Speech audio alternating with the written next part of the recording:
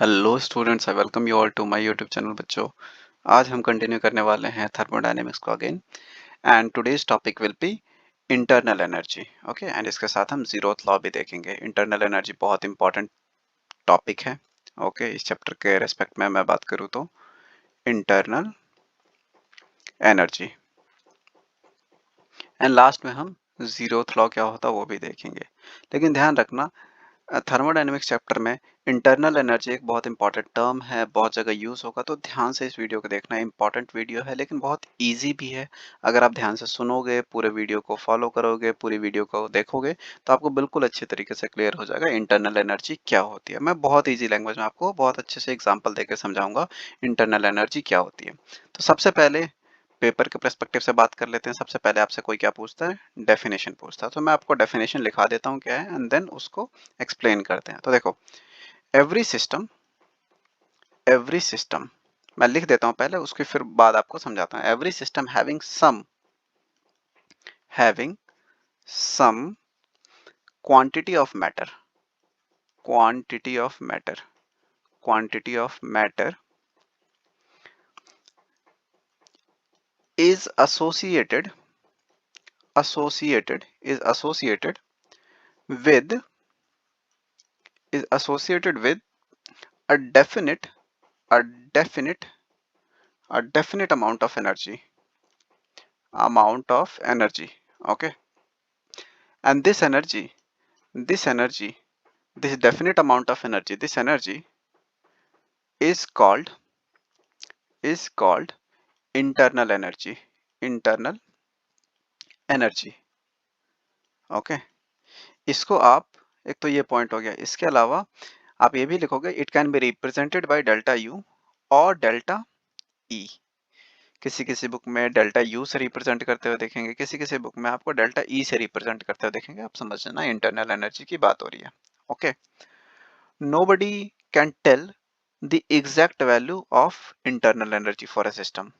For a system, we cannot calculate, we can't calculate exact internal energy, TERNL, internal energy.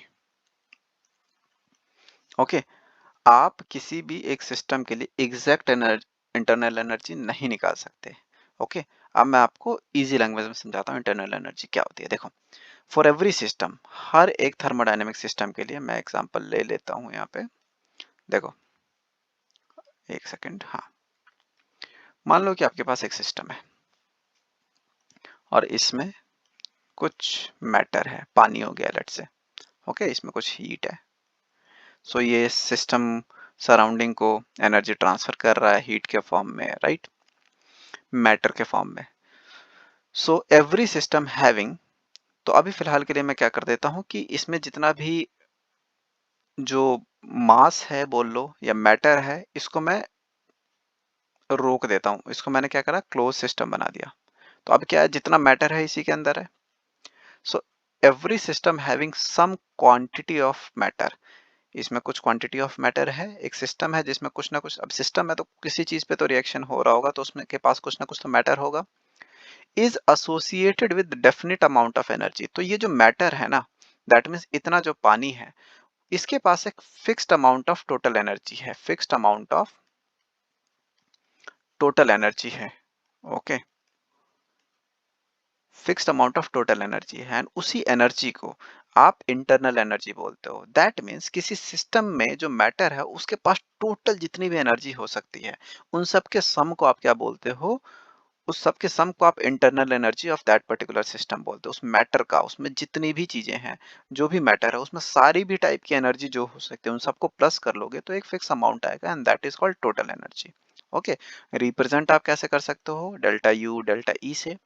But मैं बोल रहा हूँ कि it is not possible to calculate the exact, जो definite number बोल रहा होता तो है, डेफिनेट एक फिक्स अमाउंट होती है, लेकिन वो नंबर पे पहुंचना कि फिक्स एग्जैक्ट कितना है, ये इम्पॉसिबल है डिटरमाइन करना। क्वेश्चन आप पूछोगे क्यों? क्योंकि देखो, होता क्या है कि इंटरनल एनर्जी जो है ना, internal energy as a whole, ये sum of an number of energies हो सकती है। जब मैं बोलता हूँ एन नंबर ऑफ एनर्जी, कौन कौन सी, देखो ट्रांसलेशनल एनर्जी हो सकती है, रोटेशनल एनर्जी हो सकती है। अब इसके पास मान लो मॉलिक्यूल है, एटम्स है। अब जो मैटर है वो एटम मॉलिक्यूल से बने हैं।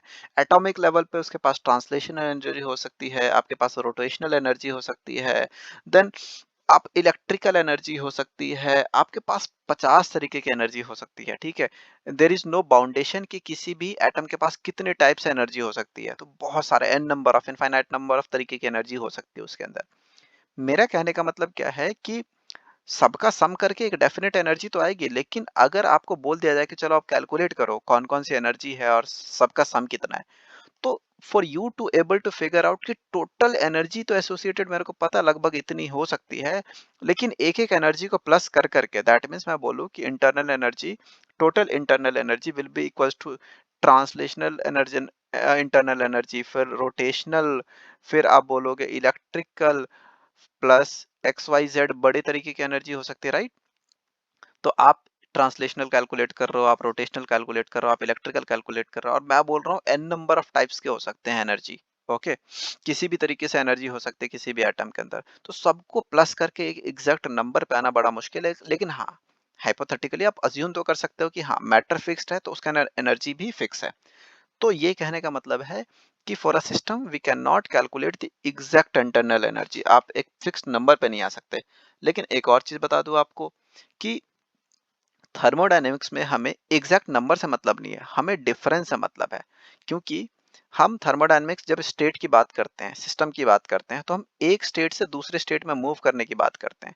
तो हम किस चीज से कंसर्न है कि बी और ए के बीच में इंटरनल एनर्जी में डिफरेंस कितना है। मेरे को इससे मतलब नहीं है कि बी पे एग्जैक्ट कितना है, ए पे कितना है, मेरे को डिफरेंस से मतलब है कि ओके, ओवरऑल डिफरेंस कितना है दोनों स्टेट के बीच में। Okay, so I am more concern when I am reading और राइटिंग थर्मोडायनेमिक्स, मैं ज्यादा कंसर्न हूँ change in internal energy rather than the exact internal energy of that particular state in that particular time. Okay, so एक particular state पे calculate करना possible नहीं है। So internal energy जो है total of all possible kinds of energy for that matter, you can say like this also.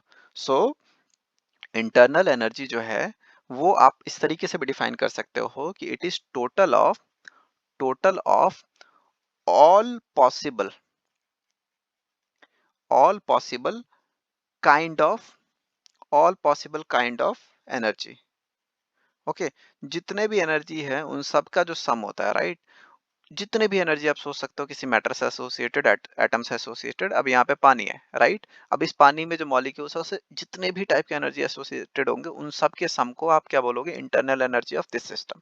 So internal energy is what, total of all possible kind of energy, इस तरीके से आप बोल सकते हो। Okay, अब जैसा मैंने आपको बोला कि थर्मोडायनेमिक्स में I am not much concern about उस पर्टिकुलर स्टेट पे क्या है, मेरे को किससे मतलब है, डिफरेंस क्या है। मैं एब्सोल्यूट से नहीं, डिफरेंस में ज्यादा इंटरेस्टेड हूँ जब मैं थर्मोडायनेमिक्स पढ़ रहा हूँ तो। So delta E, change in internal energy will B obviously final minus initial, है ना।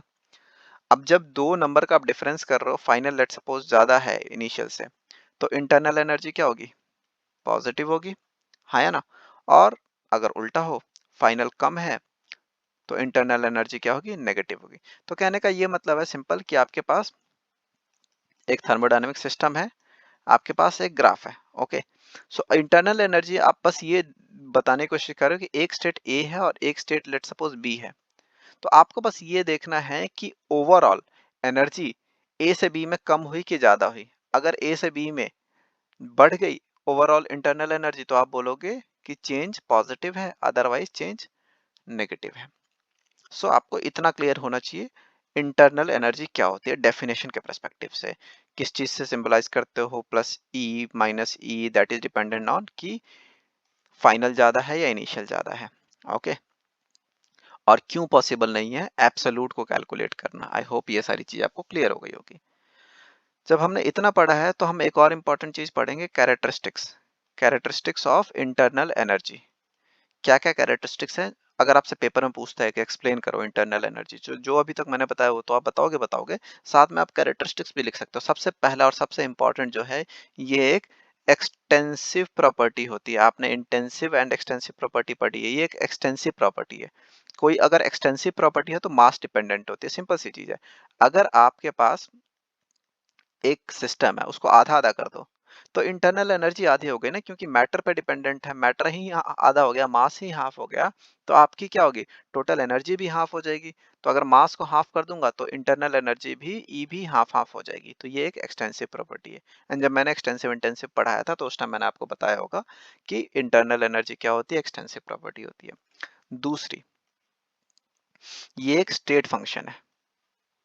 दैट मीन्स अगर घूम फिर के सेम स्टेट पे चले गए, let suppose A B C D E, घूम फिर के यहाँ से स्टार्ट किया एंड सेम पे चले गए, तो there will be no change in internal energy. याद रखना, अगर एक साइक्लिक प्रोसेस है तो इनिशियल और फाइनल पॉइंट पे इंटरनल एनर्जी सेम रहेगी।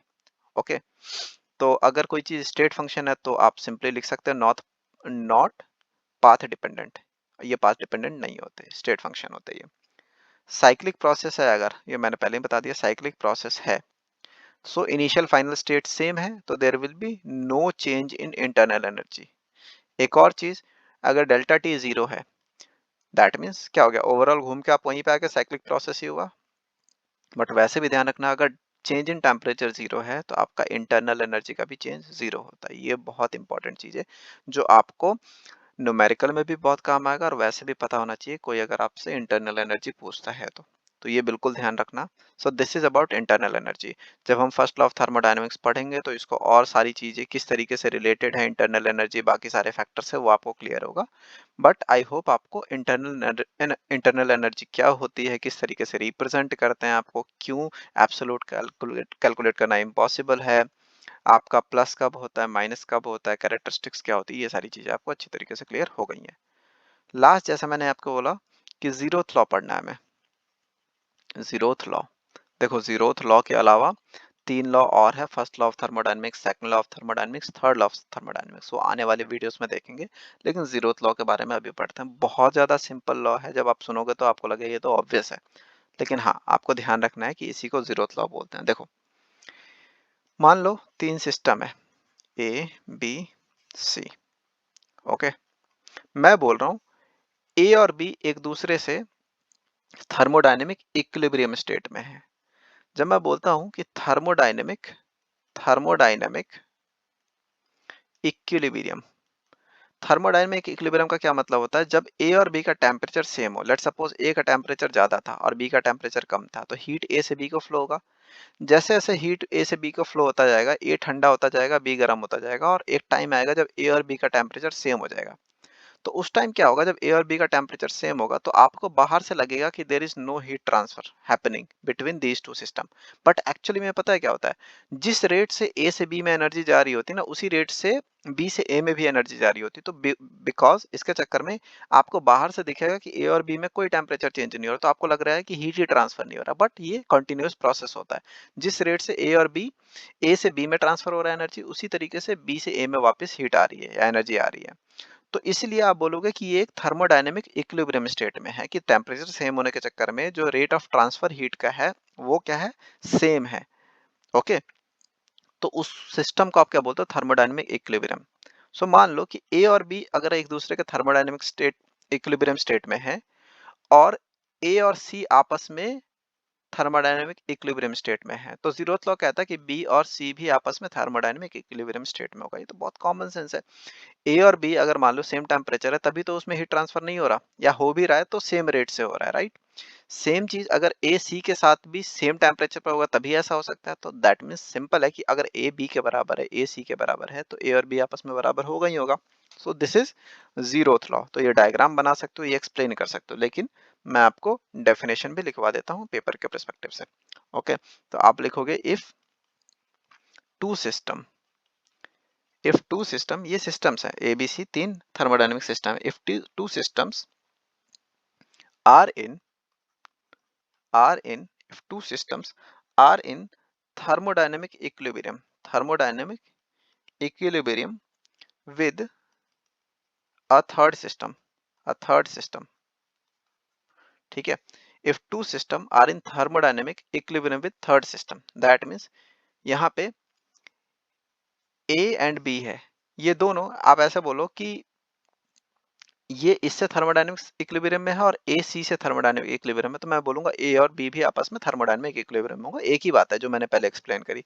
सो if two system are in thermodynamic equilibrium with a third system, okay, then what will happen? Then they are also in thermodynamic equilibrium state। यही आपका क्या है, zeroth law. That means ए सी के साथ thermodynamic equilibrium में है, B C के साथ थर्मोडायनेमिक इक्विलिब्रियम में है, तो ए और बी आपस में ऑब्वियसली थर्मोडायनेमिक इक्विलिब्रियम स्टेट में होंगे, and this is zeroth law. if two systems are in thermodynamic equilibrium with a third system, then they are also in thermodynamic equilibrium state। I hope आपको zeroth law भी समझ आया होगा। इसके बाद next video में बच्चों हम स्टार्ट करेंगे first law of thermodynamics, and बाकी सारी चीजें कंटिन्यू करने वाले हैं इस चैप्टर के। आई होप आपको ये बिल्कुल अच्छी तरीके से समझ आया होगा कि इंटरनल एनर्जी क्या होती है थर्मोडायनेमिक्स में, एंड जीरोथ लॉ क्या होता है। These are very important, okay, as we progress. Thanks for watching this video बच्चों। अगर आपको लगता है कि ये आपके फ्रेंड्स के काम आएगा तो प्लीज लाइक शेयर सब्सक्राइब जरूर करना। Thanks for watching this video. Bye bye.